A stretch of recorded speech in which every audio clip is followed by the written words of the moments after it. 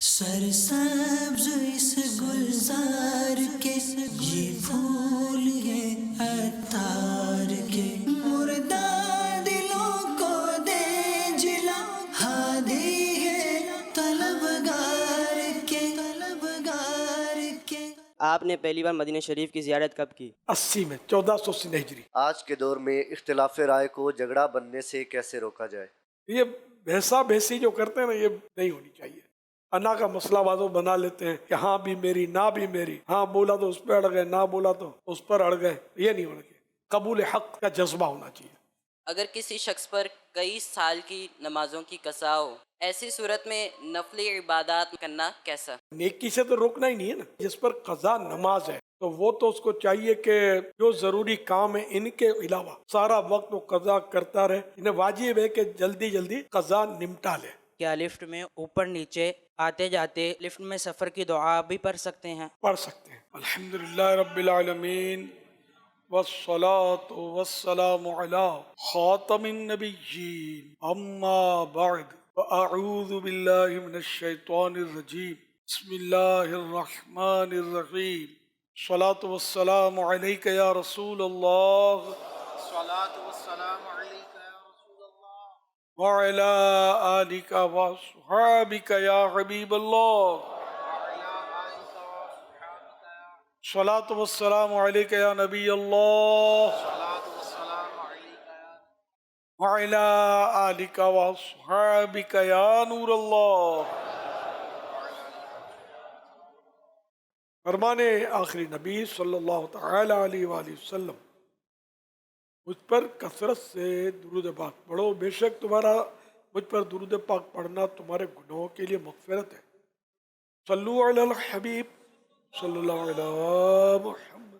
میرا نام محمد حامد رضا تاڑی ہے، میں مرکز الاولیاء لاہور سے حاضر ہوا ہوں۔ میرا آپ کی بارگاہ میں یہ سوال عرض ہے کہ جیسے غیبت کرنے اور سننے والا ایک جیسے ہے، ویسے غیبت پڑھنے والا بھی ان جیسا ہے۔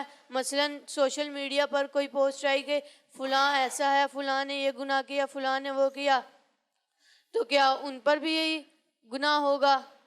یہ نام جب لے کر کرتے ہیں نا جن کو ہم جانتے ہیں مجھے سے، بہرحال وہ غیبت پڑھنا بھی گناہ ہے۔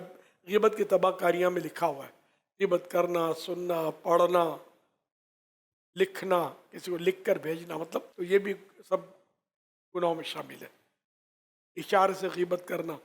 صلو علی الحبیب صلی اللہ علیہ وسلم۔ مرکزی جامعہ مدینہ فیضان مدینہ گجرانوالہ سے حاضر ہوں، درجہ دورہ تو شریف۔ سوال یہ تھا کہ بچپن میں کوئی اگر گھنٹی جس طرح بچے جو ہیں وہ شرارتیں کے طور پر گھروں کی گھنٹیاں بجاتے ہیں تو دل آزاری ہوتی ہے، اور بالغ ہونے کے بعد ان کو اس کا احساس ہو جائے تو اس کا ازالے کی کیا ترکیب ہوگی؟ نابالغ نے تنگ کیا تو گرچہ اس پر گناہ نہیں ہے لیکن اسے معافی مانگنی چاہیے۔ علم ہونے کے بعد تادیباً بھی، تادیباً ادب سکھانے کے طور پر بھی یہ بہتر صورت معلوم ہوتی ہے۔ واجب نہیں کہا جائے گا، اس کو مطلب یہ ترغیب دی جائے بچے کو، مانگو معافی، کیوں تنگ کیا، تو بڑا ہو جائے تو بھی معافی مانگ لے تو اچھا ہے۔ صلو علی الحبیب صلی اللہ علیہ وسلم۔ حضور میرا سوال یہ عرض ہے کہ دعوت اسلامی کے شعبہ ایف جی آر ایف کے تحت ایک ذیلی شعبہ آتا ہے جس ڈیزاسٹر، جس کے تحت مطلب ہے یہ ہوتے ہیں کہیں پہ سیلاب آتا ہے تو سیلاب میں ہمیں امداد کے لیے کیمپ لگانے پڑتے ہیں، تو سیلاب زدگان کی مدد کے لیے، تو اس میں ہمیں جو مالی امداد یا کوئی سامان کھانے پینے کا لا کے لوگ دیتے ہیں سیلاب زدگان کی مدد کے لیے، تو ہم وہاں پہ ان کی خدمت کے لیے حاضر ہوتے ہیں، تو کیا ہمارے لیے جائز ہے ہم وہ جو سامان ان کے لیے لایا جاتا ہے تو ہم اس میں سے کوئی استعمال کریں، تو یہ استعمال کرنا ہمارے لیے کیسا ہے؟ ماشاء اللہ، اللہ ایف جی آر ایف کی خدمات قبول فرمائے، واقعی نے بھی ہماری دعوت اسلامی کی عزت بڑھائی ہے الحمدللہ۔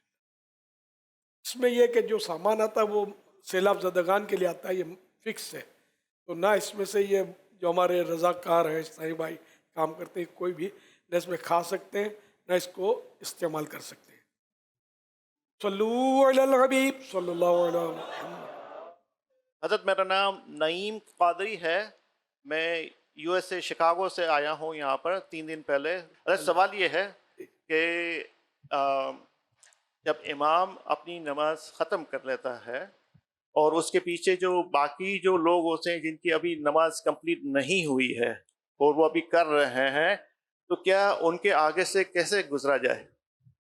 کیا وہ گزر سکتے ہیں کیونکہ وہ ابھی تک جو امام کی وہ نماز؟ نماز میں تو ہے نا، وہ اپنی بقیہ نماز پڑھ رہے ہیں، جی جی جی اس کے آگے سے گزر تو نہیں سکتے، تو ابھی تو یہ اپنی پڑھ رہے ہیں، امام کے پیچھے بھی نہیں پڑھ رہے۔ صلو علی الحبیب صلی اللہ علیہ محمد۔ میرا نام محمد علی رضا اتاری ہے، میں جامعۃ مدینہ فضائل نور مصطفیٰ 4th ایئر کا طالب علم ہوں۔ اچھا، پیارے امیر سنت، میرا آپ سے سوال یہ ہے کہ آپ نے پہلی بار مدینہ شریف کی زیارت کب کی؟ 80 میں، 1480 ہجری پہلا سفر ہوا تھا میرا۔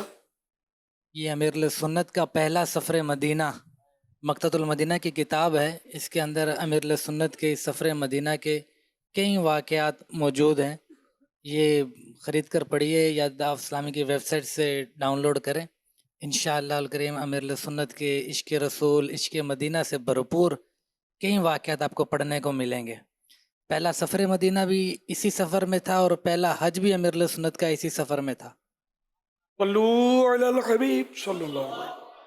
میرا نام حافظ محمد حمزہ اتاری ہے، اور میرا سوال یہ عرض ہے کہ جب جو جیکٹ لینے جاتے ہیں تو جیکٹ کے اوپر نقش بنا ہوتا ہے یا نام لکھا ہوتا ہے، اسی طریقے سے اگر ہم چپل یا جوتے لینے جاتے ہیں اسی کے اوپر بھی نام لکھا ہوتا ہے یا اس پہ بھی کوئی مونی گرام بنا ہوتا ہے جس پہ شکل ظاہر ہو رہتی ہے، اسی طریقے سے جیکٹ کے اوپر یا کوئی بھی تصویر بنی ہوتی ہے، تو اس کے رہنمائی چاہتی ہے، اس کے اندر نماز ہو جاتی ہے؟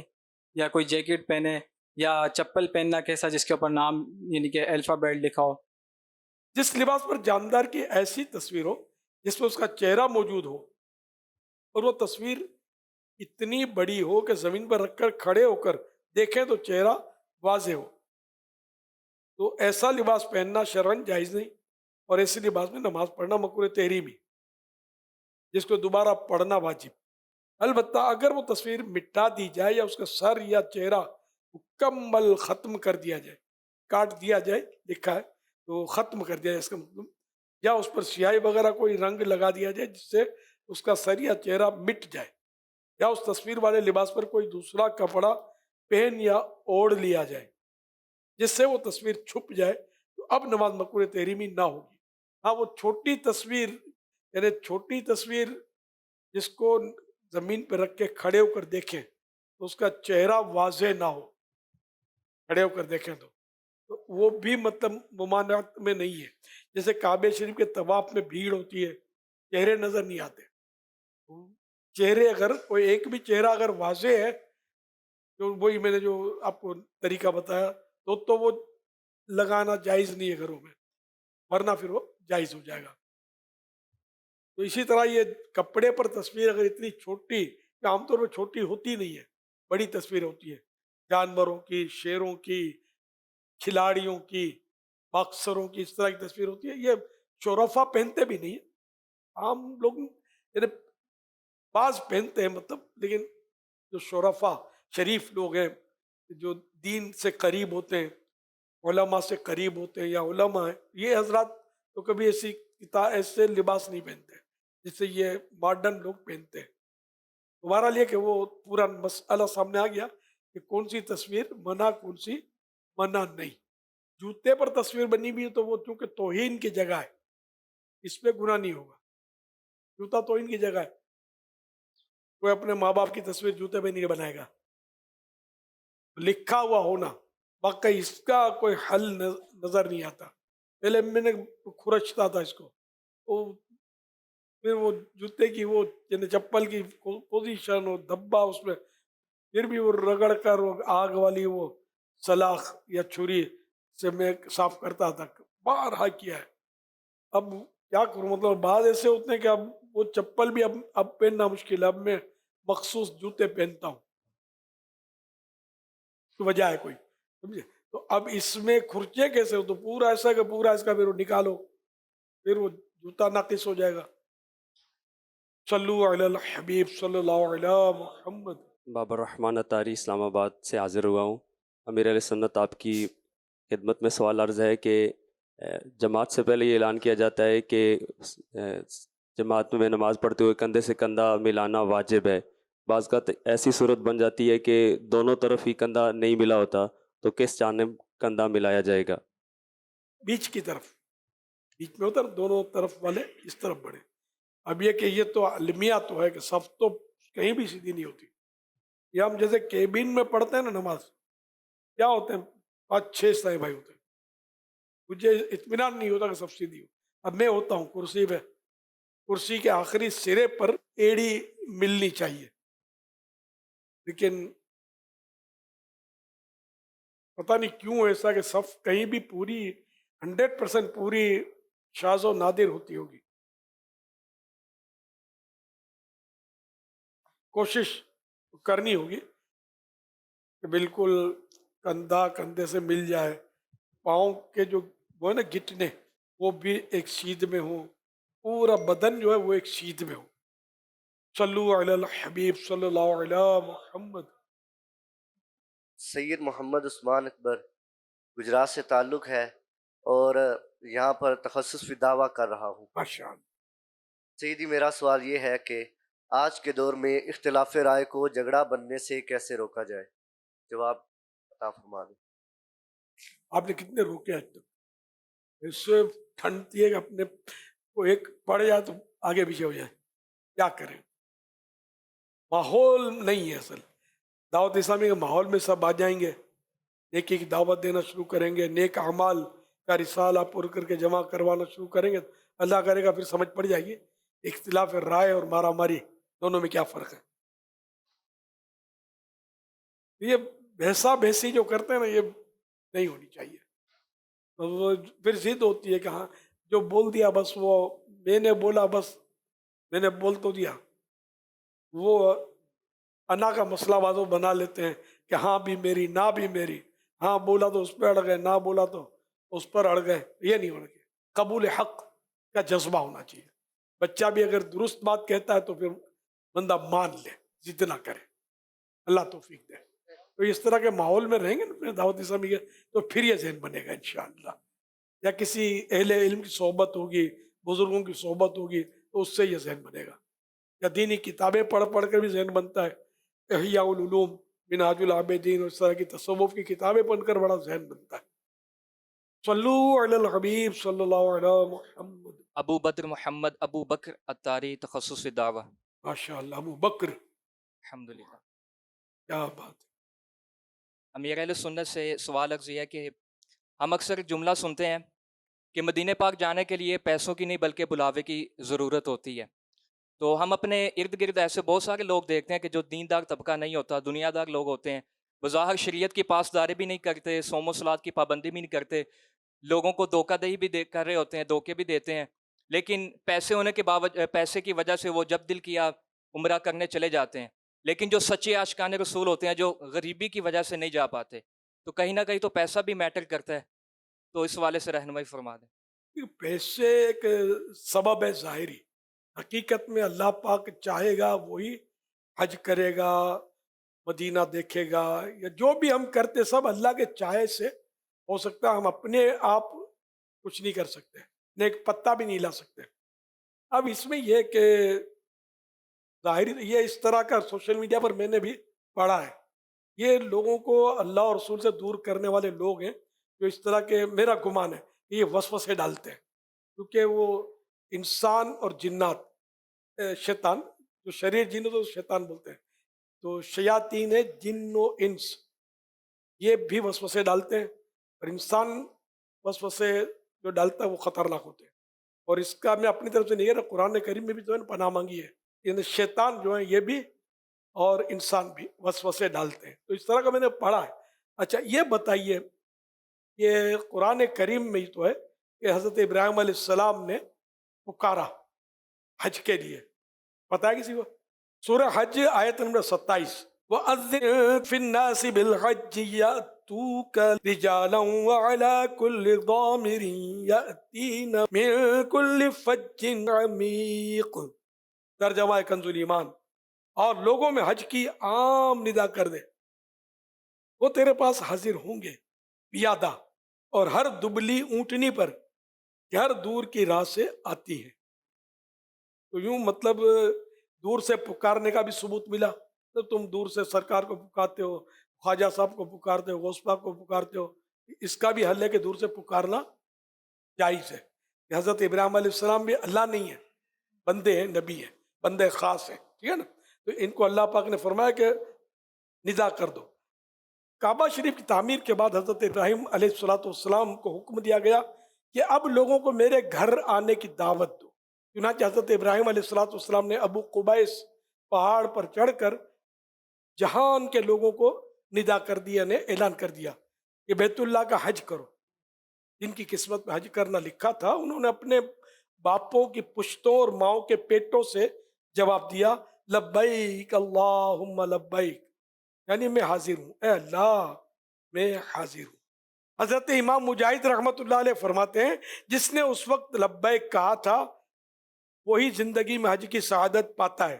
جس نے ایک مرتبہ لبیک کہا تھا وہ ایک مرتبہ حج کرتا ہے، جس نے 2 مرتبہ لبیک کہا تھا وہ 2 مرتبہ حج کرتا ہے، اور جس نے زیادہ مرتبہ لبیک کہا تھا وہ زیادہ مرتبہ حج کی سعادت پانے میں کامیاب ہو جاتا ہے. الحمدللہ یہ اللہ کی قدرت ہے. ہم جو بھی کسی کو پکارتے ہیں، فریاد کرتے ہیں، سب اللہ نے ان کو طاقتیں دی ہیں، وہ سب عطائی کام ہے اللہ کی طرف سے. اللہ تو ذاتی ہے، اس کو کسی نے نہیں دیا طاقت، باقی سب کو اللہ نے طاقت دی. اس کے ہوتے ہوئے غلط کیسے ہو گیا؟ اب جس کو اللہ نے مال دیا ہے، دولت دی، اور آپ کہتے ہیں کہ بے عمل ہے، وہ پھر بھی جاتا ہے تو پیسوں سے جاتا ہے، بس ظاہر پیسوں سے جا رہا ہے. اب اس نے لبیک کہی ہے تو آپ روک لو، اور کیا اس کو؟ آپ کو پریشانی ہے، تکلیف ہے، روک لو اس کو. تو اللہ اسباب کرتا ہے. پھر یہ کہ وَلَوْ أَنَّهُمْ إِذْ ظَلَمُوا، ہے نا، اس طرح کی آیت مبارکہ جو ہے. تو یہ کہ جو اپنی جانوں پر ظلم کر بیٹھے ہیں، اے محبوب تمہارے در حاضر ہوں، اللہ سے مغفرت چاہیں، اور محبوب بھی ان کے لیے مغفرت کا سوال کرے تو اللہ کو قبول کرنے والا مہربان پائیں گے. اس طرح کی آیت مبارکہ ہے نا. تو یہ تو مجرموں کو بلایا ہے، نیک بندہ کا ایک اور ہوتا ہے. میرے میں چوٹ کرنے کے لیے کہہ رہا ہوں. تو مجرم، اچھا جن کا آپ کہہ رہے ہیں وہ مجرم ہی تو ہے نا، کہ بھئی یہ یوں کرتے ہیں، یوں کرتے ہیں، یوں کرتے ہیں، یہ چلے جاتے ہیں، اور غریب نیک آدمی رہ جاتے ہیں. تو میں نے اس لیے چوٹ کی کہ نیک آدمی کیوں مطلب روتے ہیں، تو گناہ گاروں کو خاص دعوت ہے، خصوصی دعوت. تو اس لیے مطلب یہ نہیں کرو. اعلیٰ حضرت کا شعر بہت پیارا ہے، یاد کر لو. مجرم بلائے آئے ہیں جاؤ کا ہے گواہ، پھر رد ہو کب یہ شان کریموں کے در کی ہے. تو اس طرح مس گائیڈ نہیں کرنا چاہیے. مدینے جانا، مکہ شریف جانا، حج کرنا، عمرہ کرنا، یہ ثواب کا کام ہے یا گناہ کا کام ہے؟ تو کوئی اگر گناہ گار شخص جاتا ہے حج پر، عمرے پر، تو آپ کو کیا ہے اور پریشانی ہے؟ وہ ایک اچھا کام کرنے جا رہا ہے نا. تو اگر ہر وقت وہ گناہ کرتا تھا تو وہاں جا کر کچھ تو بچ جائے گا گناہوں سے، کہ وہاں جا کے دل تو نرم پڑتا ہے اس کا. تو اس میں مطلب یہ اس طرح کے پیغامات، یہ سوشل میڈیا ہے بس، اس نے بہرحال اپنا مطلب عجیب مطلب نظام اس کا چل رہا ہے.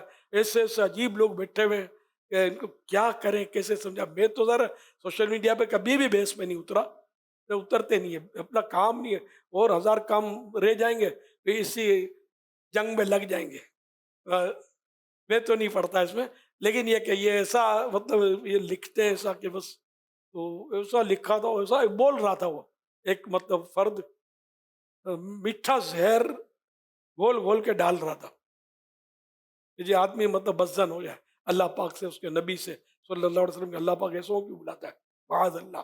اس کی جو بھی نیت ہو، بہرحال وہ اس کا میں نے سنا نا، وہ نہیں تھا، مزے کا نہیں تھا. ایسا نہیں کرنا چاہیے. تو اللہ جس کو بلائے، نیک بندوں کو بھی بلاتا ہے تو جاتے ہیں، نہیں بلاتا تو نہیں جانتے. ورنہ اربوں پتی آپ کو آج بھی ملیں گے جو ایک بار بھی نہیں جاتے. توفیق ہی نہیں ہوتی، حج فرض ہوتا ہے. نہیں تو میں نے بعض سیٹھوں کو ذہن بنا کر حج کروایا ہے، آپ حج کرو، آپ پر فرض ہے، اتنی رقم ہے، آپ اتنی دولت ہے. کرتے ہیں، سمجھاؤ تو کر بھی لیتے ہیں. تو اس طرح مطلب یہ کہ کوئی بھی نیکی کرے. اب جیسے کہ بھائی نیاز کرتے ہیں خواجہ صاحب کے، نماز تو ایک نہیں پڑھتا. بھائی نیاز کھانا گناہ ہے. نیاز سے اگر روکو گے تو کہ اللہ کا نام لے کے نہیں لے، آپ کی اجازت ہے کہ نہیں؟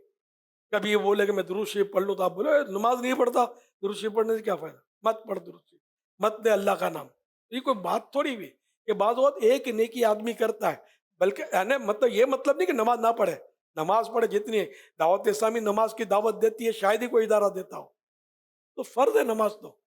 लेकिन अगर कोई बेनमाजी है तो इसको क्या हम ऐसा बदजन करेंगे कि हमारे करीब भी नहीं आए, अल्लाह का नाम भी ना ले, दुरूद शरीफ भी ना पढ़े, किसी गरीब की मदद भी ना करे, ज़कात देना चाहता है तो उसको बोलेंगे नमाज पहला फ़र्ज है, पहला फ़र्ज अदा करो नमाज, फिर ज़कात देना। गुलाम गरीब की तुम मदद नहीं अभी नहीं ठहरो, पहले नमाज पढ़ लो, नमाजी बन जाओ तो फिर देखेंगे गरीब की मदद करना। तो ये थोड़ी होता है यार, जो भी नेकी वेलकम। अल्लाह ताला नुक्ता नवाज है, किसकी नेकी कबूल करके उसको जन्नत में दाखिल फरमा दे। रहमत हक बहाना मी जूयत, रहमत हक बहाना मी जूयत। अल्लाह की रहमत कीमत नहीं मांगती, उसकी रहमत बहाने तलाश करती है। यानी ऐसे ऐसे वाक़यात हैं हदीसों में, बुखारी की हदीस है, जैसा कि एक औरत को सिर्फ इसलिए बख्श दिया गया कि उसने एक प्यासे कुत्ते को पानी पिलाया था। हवाला बुखारी शरीफ जिल्द 2 सफ़ा नंबर 409, हदीस नंबर 3321। एक सही हदीस में तकाज़े यानी कर्ज के मुतालबे में नरमी करने वाले एक शख्स की नजात हो जाने का वाक़या भी आया है। हवाला बुखारी शरीफ जिल्द 2 सफ़ा 12, हदीस नंबर 2078। अल्लाह पाक की रहमत के वाक़यात जमा करने जाएं तो इतने हैं कि जमा करना मुश्किल हो जाए। तो एक एक नेकी, तो किसी नेकी से किसी को ना रोका जाए कि कौन सी नेकी बख्शिश का ज़रिया बन जाए, ये हम नहीं जानते। तो अब आपका क्या ख्याल है? नहीं कुत्ते को मर रहे तो पानी नहीं पिलाना, पहले नमाजी बन जाओ, बाद में देखेंगे जब तक कुत्ता पहुंच चुका हो दुनिया से दूसरी दुनिया में।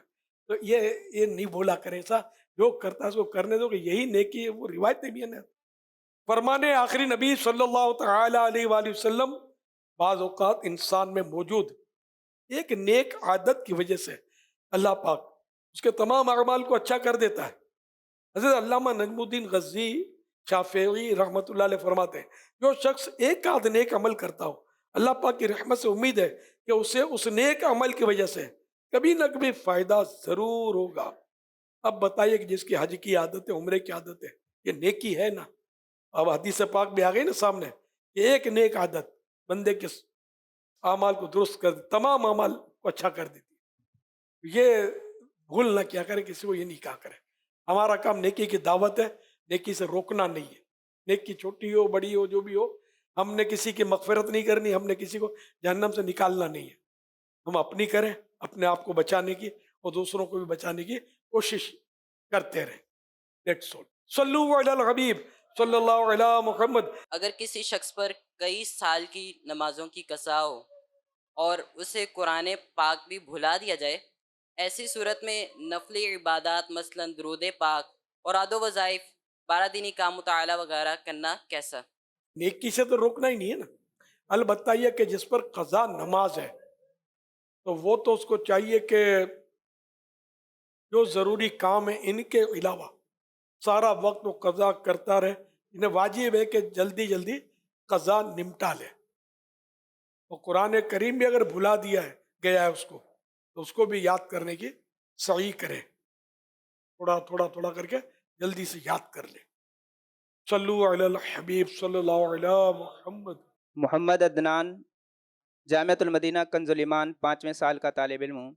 या सैयदी, मेरा सवाल ये है कि एक हदीस मुबारका सुनी थी जिसका मफ़हूम कुछ इस तरह बनता है कि किसी मुसलमान की तरफ ऐसी नज़र या ऐसी निगाह से देखने से मना किया गया है कि जिससे उसको तकलीफ़ हो।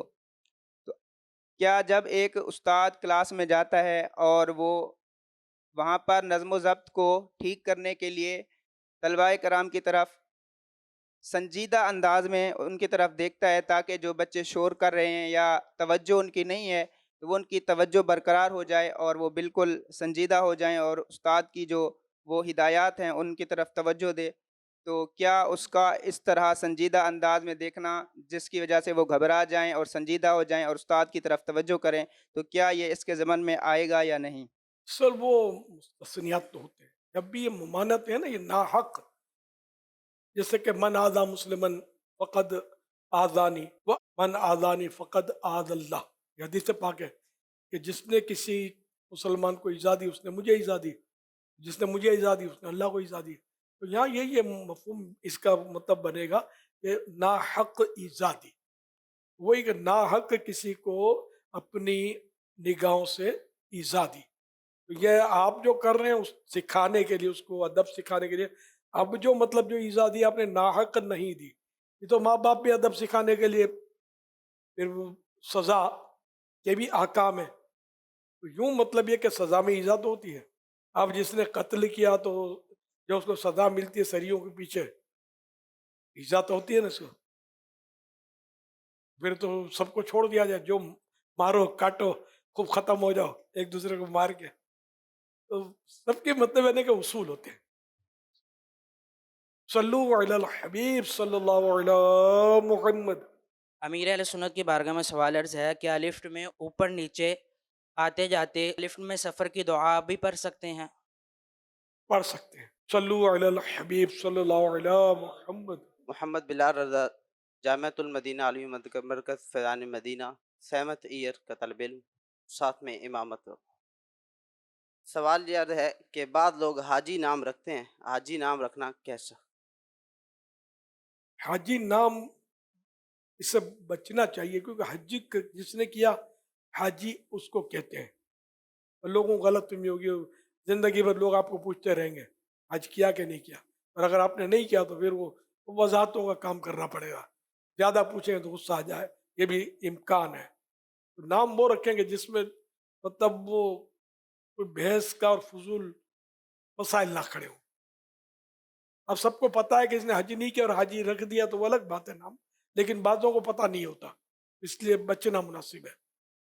और जहाँ का जैसा उर्फ, अब जैसे कि मक्का मदीना जो है ना, इसमें जो मोतमीरीन उम्रे के लिए जो जाते हैं, इनको भी हाजी वो इंतज़ामिया पुलिस ये वो तरीक़ या आवाज़ लगा था, हाजी लो हाजियो रास्ता दे दो रास्ता दे दो। एम्बुलेंस जाती है या इनकी पुलिस की गाड़ी मोबाइल जाती है तो ये आवाज़ें लगा रहे होते हैं भीड़ में, ये पुकारने के लिए या हाज हाजी, इस तरह की आवाज़ें देते हैं।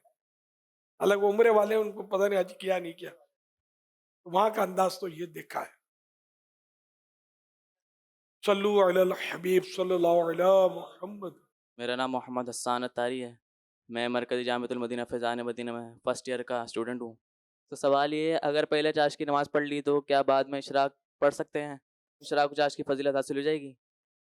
फजीलत हासिल हो जाएगी, पढ़ सकते। जज़ाकल्लाहु खैरा। वैयाकुम। सल्लु अलल हबीब सल्लल्लाहु अलैहि मुहम्मद। अगर कोई नेमत मिलती है हमें शुक्र अल्हम्दुलिल्लाह कहना चाहिए या सिर्फ अल्हम्दुलिल्लाह कहना चाहिए? शुक्र अदा करने के माना में अल्हम्दुलिल्लाह कहा जाता है। अगर हम मौका ब मौका माफ़ करने को इख्तियार फरमाएं, शुक्रिया कहने की आदत बनाना, मुस्कुराने की आदत अगर हमारी हो जाए। कई सलाहियत ऐसी होती है, खुदादा सलाहियत जिसको बोलते हैं, अल्लाह की अता से होती है किसी में। मैयत को जब कब्र में दफनाया जाता है तो हिसाब किताब का सिलसिला शुरू हो जाता है। अब अगर वो नेक हो तो जन्नत की खिड़की खोल दी जाती है, अगर वो माज़अल्लाह गुनहगार हो तो जहन्नम की। अगर कब्र में जन्नत और जहन्नम का फैसला हो जाता है तो बरोज़े क़यामत किस चीज़ का हिसाब होगा? आपने तो कहा ना खिड़की खुलती है, खिड़की खुली इसका मतलब अंदर गए नहीं है अभी। सरसब्ज इस गुलजार के ये फूल ये अतार के मुर्दा